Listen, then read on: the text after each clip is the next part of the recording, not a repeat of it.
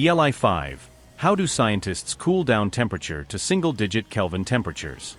Hey, I'm a physicist who works both with cryogenics down to 10 mK and clouds of ultra-cold atoms. 20 UK is a routine temperature for us day to day.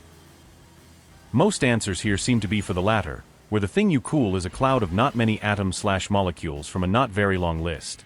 Though from your question, I suspect you were thinking about the former, where you cool ordinary objects in a fancy fridge. In cryogenics, there are a bunch of techniques, but most revolve around using helium. To get to 4K, for example, you can just use liquid helium, boiling point 4.2 K at standard pressure, or put helium in a compressor like the ones in ordinary fridges. Same physics, just different working fluid and way more expensive. To get colder, you can use pumps to reduce gas pressure and make the helium boil at lower temperatures, like how water boils at lower temps at altitude, or use wacky properties of mixing different kinds of helium, dilution cooling.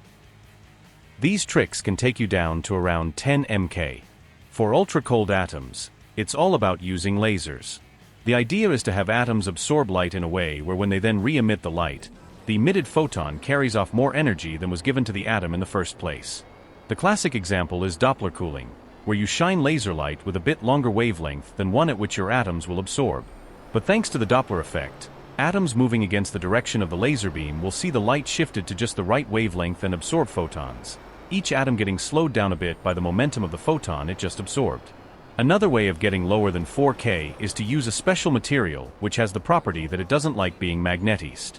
If it is magnetized, it uses heat from its surroundings to demagnetize itself. So you have a blob of this stuff, and you magnetize it, which heats it up.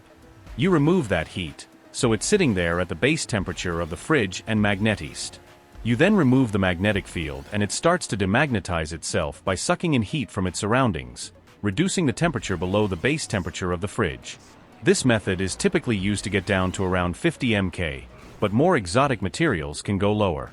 The advantage is that there are no liquid cryogens to mess around with, which makes the process simpler. It's also easy to control the temperature. Want it warmer? Just increase the magnetic field.